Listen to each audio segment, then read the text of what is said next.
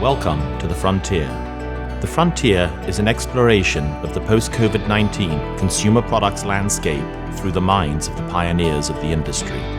Like all industries, the consumer products space is experiencing a massive shockwave as a result of COVID-19, and we created the Frontier video interview series to listen to and document for the broader community the perspectives from the field during this extraordinary time in history. My name is William Hood, and together with my co-founder, Jill Steib, we hope you will both enjoy and value the Frontier.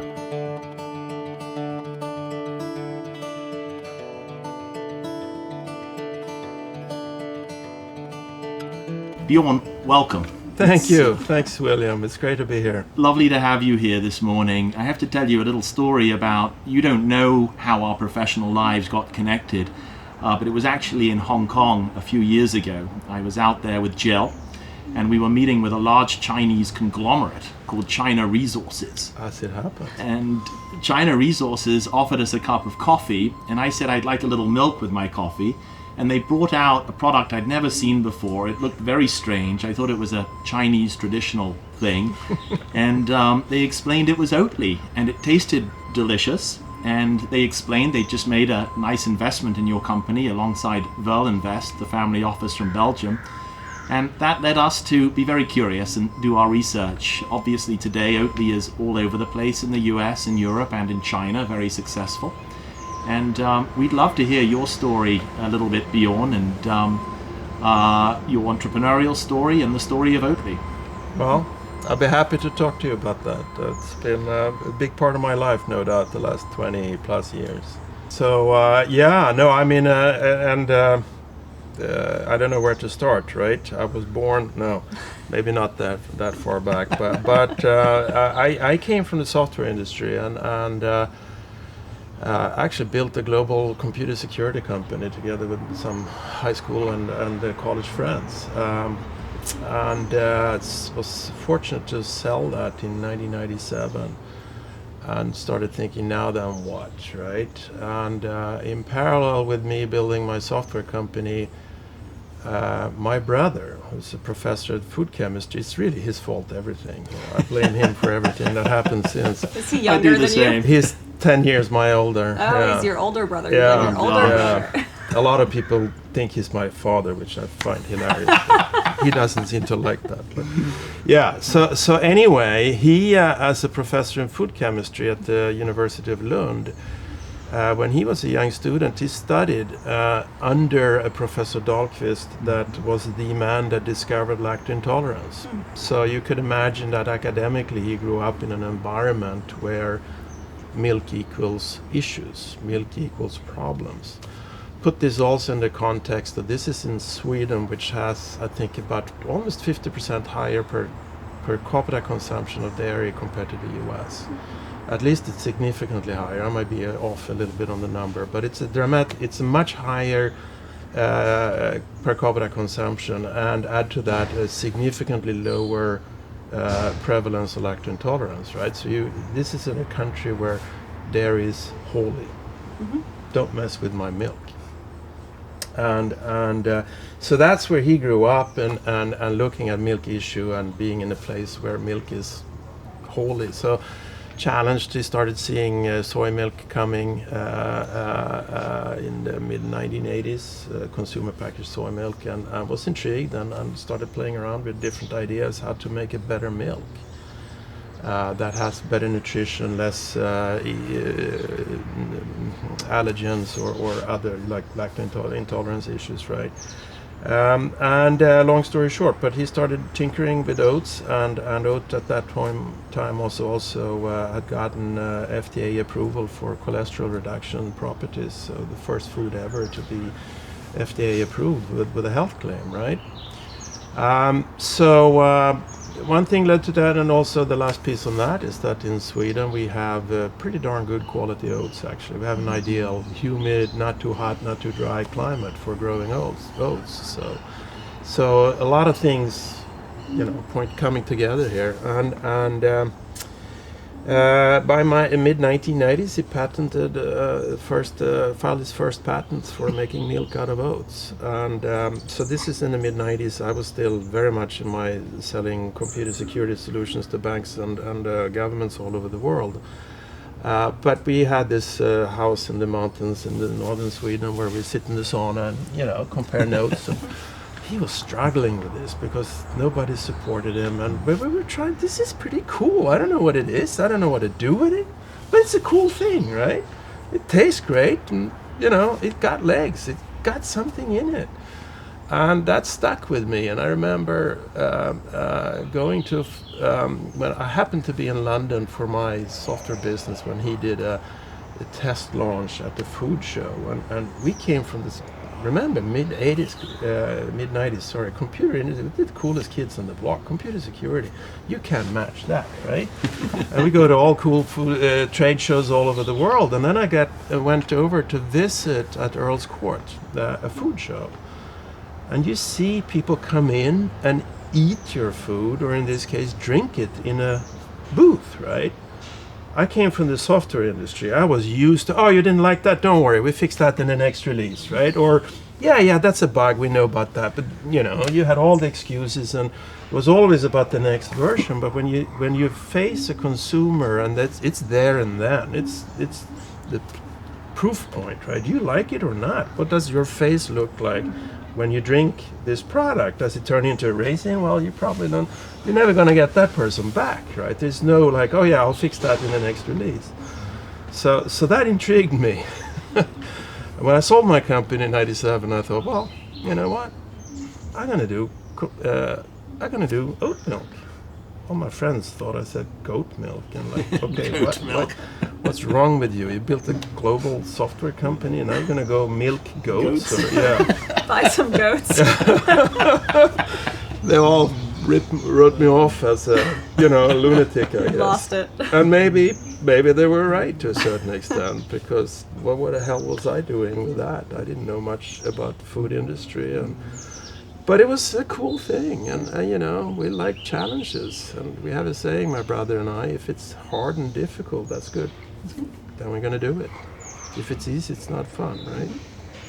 So anyway, that's kind of how I bumped into joining up with him, and the first couple of years we didn't quite know what to do. We tried an ingredient play because we felt scared by the whole notion of building a consumer brand, and we had some early successes with companies like Danone and others, just to see how they in their turn failed in the market. And we sat there like, okay, so I don't really know much about making yogurts and branding yogurts, and Danone probably know a heck of a lot more than I do.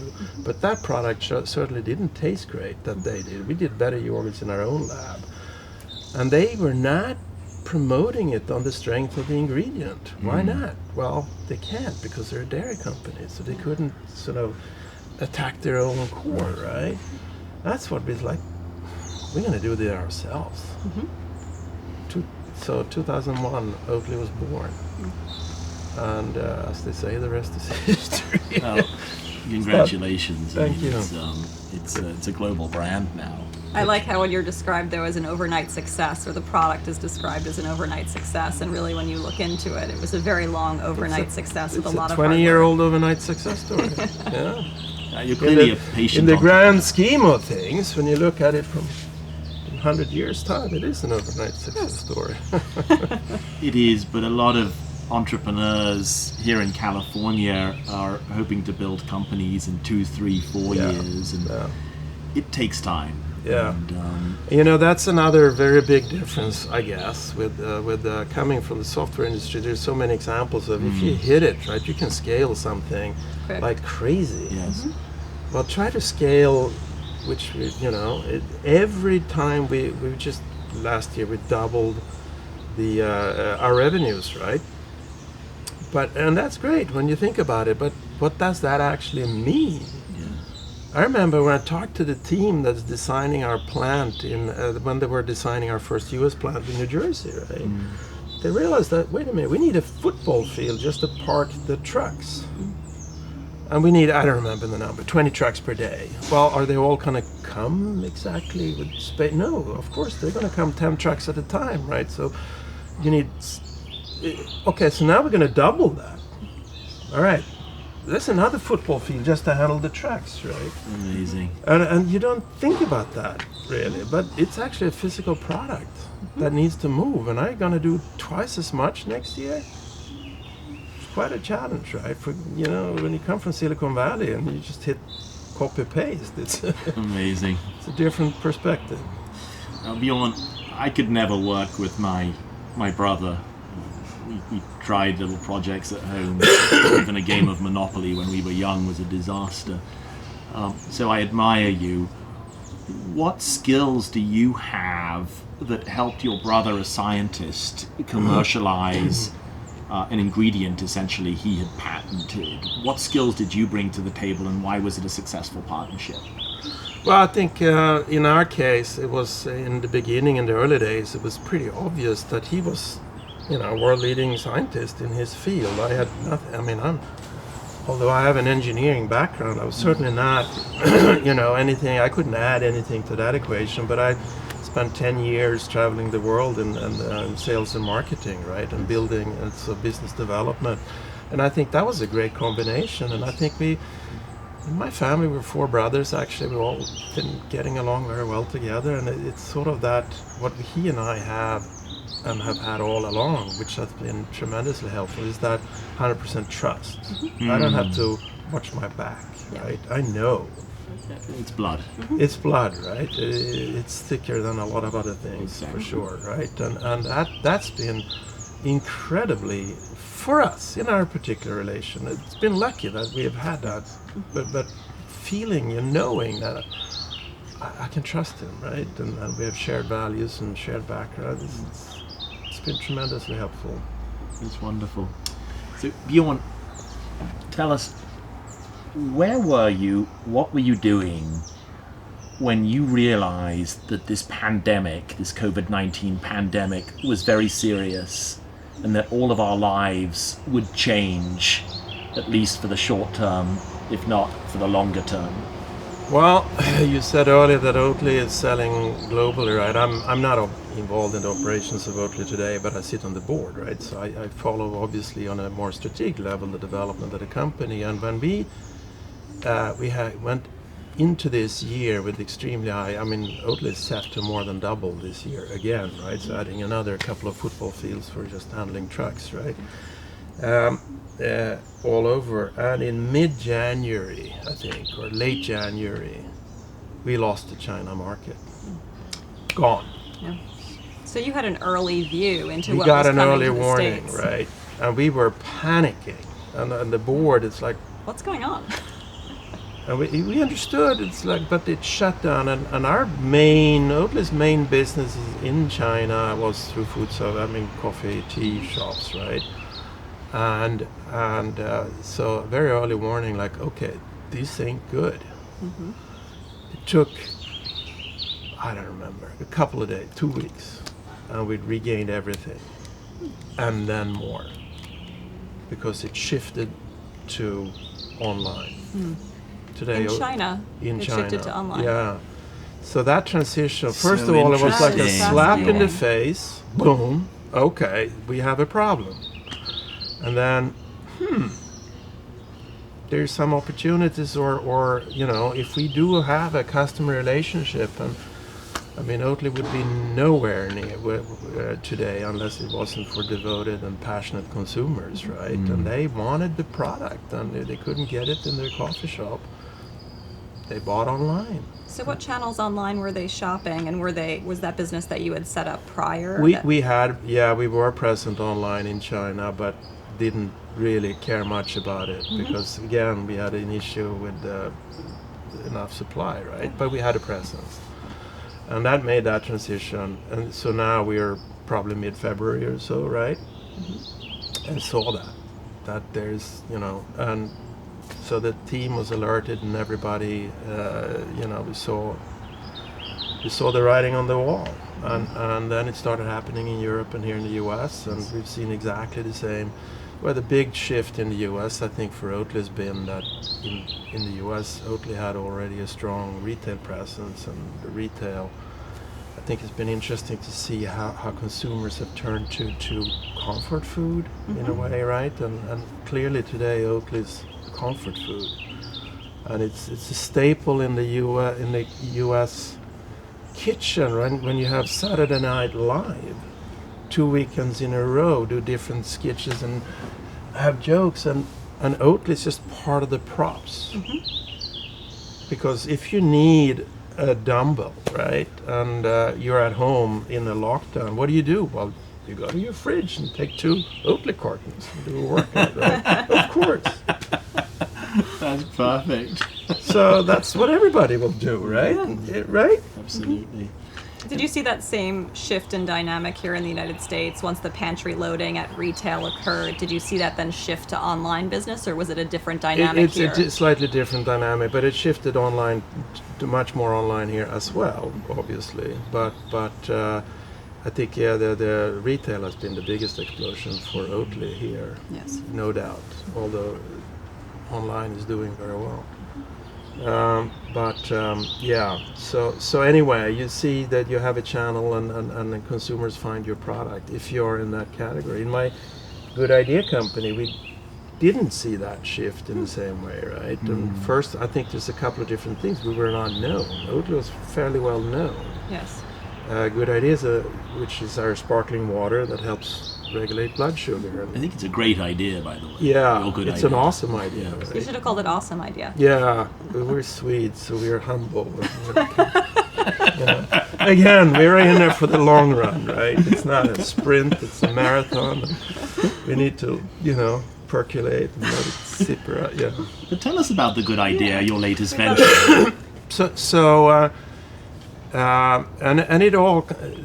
So in order to understand what we're doing now, what we're actually doing, we have a food tech lab back in Sweden, my brother and I, where we invent stuff. And it all started with, I mentioned Oatly, I touched briefly on cholesterol lowering properties. So when we launched Oatly as a brand, we made an effort to maintain the cholesterol lowering properties, right? And I say my brother invented Oatly. Well, he didn't do it alone. But I think one of his absolute strengths is that his ability to find expert scientists all over the world and collaborate with them. So that simple carton of oat milk there is the result of a multidisciplinary, multi-year research effort involving, oat scientists and food processing scientists, enzyme experts, protein experts. These are all silos of, deep knowledge that usually don't collaborate. He managed to get all these people together, right, and create a beverage that tastes great and has very few ingredients. I mean, the core product is oats and water, right? There are no gums or flavoring or coloring or any of that stuff. But we were sitting, so Oatly launched, and a few years into it, we had this network, some experts in-house, and a global network of experts. And we started seeing that already Oatly, in a small company, that we were actually doing all of that scientific R&D team that was integral, that was part of Oatly, right? We were doing them a disservice by constraining them to the needs and requirements of Oatly. We felt that if we did this right, we could unleash a really exciting, fascinating, creative power. So we spent a lot of time ensuring an environment where they were let loose. And in that process, some scientists outside of our core network came to us and said, we've done research, happened to be at Lund University again, that 5 amino acids in liquid form clearly has some very positive effect on insulin and on blood glucose regulation.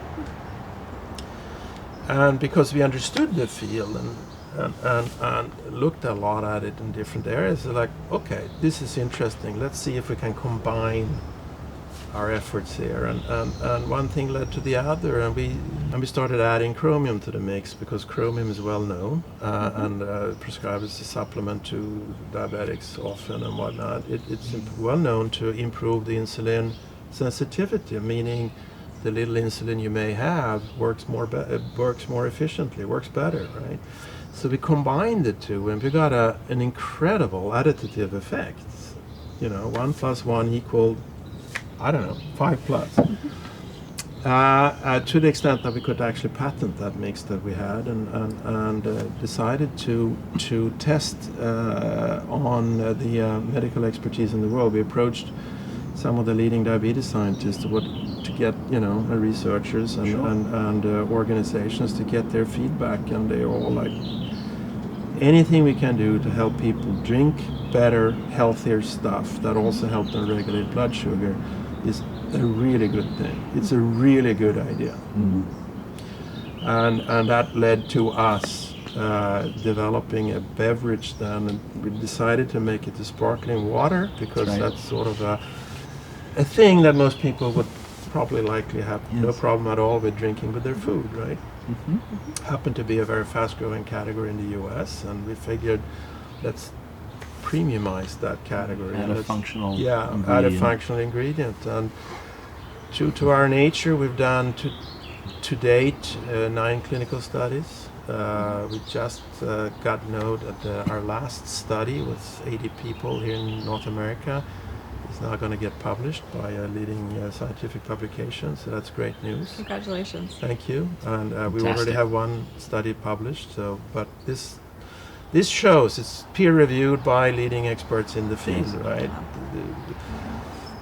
One challenge we have when we do this is that the world is full of people making unsubstantiated claims, and we fight that all the time, right? And that's unfortunately, I think, part of the reason why so many consumers distrust CPG companies today, right? There's so much stuff going on under the hood, and people are not being open and straightforward about what are the ingredients in the product, and how are they made, and we rely on health claims that are at best anecdotal. And so our feeling has been that, okay, well, there may be many different ways of fighting that. You could spend tons of money and market the heck out of it, right? But that's not us. So we decided to go the long road, and we're in it for the long run. We know this is a technology that will prevail because it's needed, and it tastes great, and it's easy to drink. So why not, right? But it may not happen overnight. Oatly took 20 years. So we don't want it to take 20 years necessarily, but if it takes 3 or 5 years, that's fine with us. Congratulations, and we're very confident it's going to follow in the same footsteps as Oatly and be tremendously successful, and we look forward to watching. We'd like to come back to COVID a little bit and just tell us your personal journey through COVID. How's lockdown been for you, your family, and how you're doing, and where you're spending your time. Yeah. Well, it's a couple of things. It's interestingly first of all, we're neighbors, right? Yes. We are in a part of the world where birds are singing, and we have hikes and bike rides, and we can get access to beaches here that are more or less deserted, and we are in a corner of the world which is a blessing. We're extremely fortunate to be where we are. So that helps, right? So my wife and I have 2 kids. They're a son and a daughter, and a year ago we thought we would be empty nesters by now, and things have changed slightly, and my son, certainly the eldest of them, it turns 19 in a couple of weeks, was supposed to be working in a bar in Denmark this spring.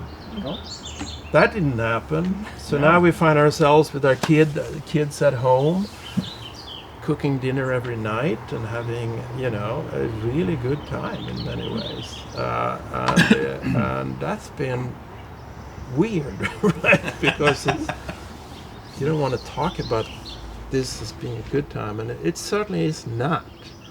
But you have to make the best out of the situation, and that's something that has been great. That's on the upside for sure, right? And you know, we bake bread, and I'll do sourdough bread with Oatly. Take a note. Secret recipe. The secret ingredient that makes, you know, oats. The oat fiber binds humidity, so that the soluble fibers, right? So replace any bread recipe. Replace all the water with oat milk, and you're going to get a better bread. That's a fantastic tip. That's my secret tip of the day, right? I have a bet to make here, in that I bet that William has never in his life baked bread. I have never baked bread. But I can give you a piece of my starter recipe. sourdough kit, and you can go home and try. So I do bake twice a year. Oh, do you? I'm famous. I have 4 children and a lovely wife back home, and I'm famous with my family and certain friends because I make a sticky toffee pudding, which is a classic English dish.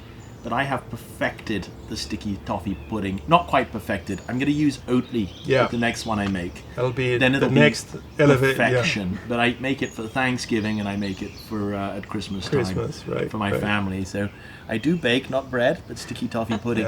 But Bjorn, I agree with a lot of what you said. This pandemic is a terrible thing. The economic suffering, the health suffering. Oh yeah. However, many of us are finding a little bit of good here and there in it. I don't remember another time in my life where I was able to have dinner with my kids for 3 months every night. Right. And that's been a true blessing for me, to have that time with my family. And my kids have gone back to the basics. They've learnt that they can spend 2 hours riding their bikes and have fun. They can go explore in the woods. And they were so overscheduled before with all of their sports and schooling. So there are definitely some positives, and the planet as well, obviously the environment. No, I see my kids now do things they never did before. They go for hikes and bike rides for hours with, you know, social distancing, but we have a few close-knit set of friends that we are checking in with, the parents and everything, so we're making sure it's safe. They're cooking dinner. I mean, you know, when it's like, what? My kids, and they love it. And so that social aspect with our own family, and I think you witnessed that. I think we hear that from a lot of people, right? That you're rediscovering things. I think it's interesting to see. So I bake bread now, right? I didn't do that before the COVID thing. And good luck finding flour in the supermarket. I mean, good luck, right? When did that happen last? No, I know. So you walk up and down the aisles and you start seeing things that, you know, again, comfort food, oat milk, peanut butter, things like that. So people are sort of turning, their buying patterns have changed dramatically, right? And we're going back to some basics in some sense. I think we're consuming a heck of a lot more sugar today than we did before. And I think that's not necessarily all that bad, right? It's more in a healthy way of doing it. We cook it at home, and you know, and bake and whatnot.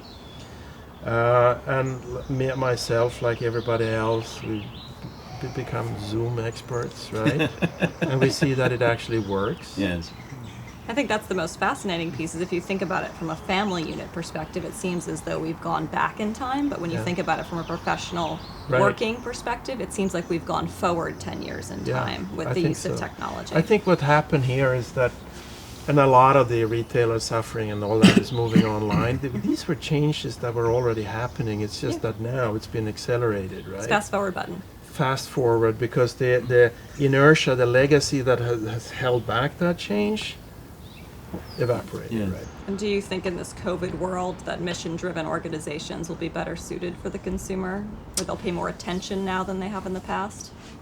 Yeah, yes and no. I think you also see some reactions now in the COVID that people go back to old brands and old, you know, so it's a duality here. And I think we're sitting here in a very affluent part of the world and discuss first world luxury problems, right? Correct. A lot of people can't afford it. So no, I don't think so. I don't think COVID alone will change that.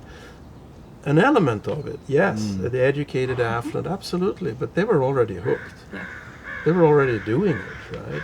I think it's more profound and it's a bigger and more difficult problem than that, right? And we need to drive down costs, and we need to, and so we have a cultural war here to fight to get that true change to happen. But what will come out of COVID? Again, early to say, right? We can all but speculate, but certainly I think it highlights even more the issue with the food supply chain and COVID pandemic or crisis hotspots at the meat packing company. I mean, that shows not that meat is bad, but that the meat industry that we have today is bad, right? That needs to change. Just simply for the supply chain, we can't afford the supply chain to break down for whatever reason. And so let's find alternatives to that. I don't know. It's a big. We agree with you, actually. I think there is an access issue here, and what consumers are saying they will do versus what they actually do are two different things. Right. So when consumers say that they're focused on sustainability now, and they've never felt more passionate about brands that have that mission-driven basis, how they shop appears to be different in early data that's coming out. So how do you bridge that divide over time? And I mean, we don't know the full extent of the economic fallout yet. We don't. Right? No, we don't. No. And if you could easily paint a very dark and grim picture if you're so inclined, and if that happens, even not to the extremist, but necessarily, but bottom line, a lot of people are going to have a lot less money. Mm-hmm. Yes. The good news is health and wellness products tend to continue to do well through times of economic hardship. People focus on their health, and many categories have actually, through 08-09, grown, which is encouraging. Bjorn, we're almost out of time. Is there anything else you'd like to say to our audience out there in the consumer products world, in the industry, advice for entrepreneurs, or anything you'd like to leave them with? A lot, yeah. No, I don't know. Where do we start? We start with oats. Well, clearly from our discussion here, I mean, the food industry, there's a lot that needs to change, right? So join us. Come help us change the food industry. It needs to happen for all good reasons. And I think big dairy, big meat are going to change. But I don't know how, because we don't really see the solutions. And I think maybe we should start some new dairy companies or something and do it the right way to show that you can, and Responsible, sustainable farming. Responsible, sustainable farming that actually, help bind carbon dioxide to the soil, right? If you do it right. So we can have our cake and eat it. I can still enjoy my big Uruguayan style steak. Asanada, yeah. Exactly, my ribeye well salted on the asada, yes. But maybe 4, 5, 6 grill. times a year or whatever. Exactly, with a nice Malbec from Argentina to wash it down. But then we can also feel good about eating it. Yes, absolutely. So I think we agree. Bjorn, thank you so much. Thank you. So appreciated your time. Thank you so much. Next time we do this, it'll be over a steak and a glass of Malbec. It's socially distanced at your place next, but thank you for coming here. With some Oatly ice cream.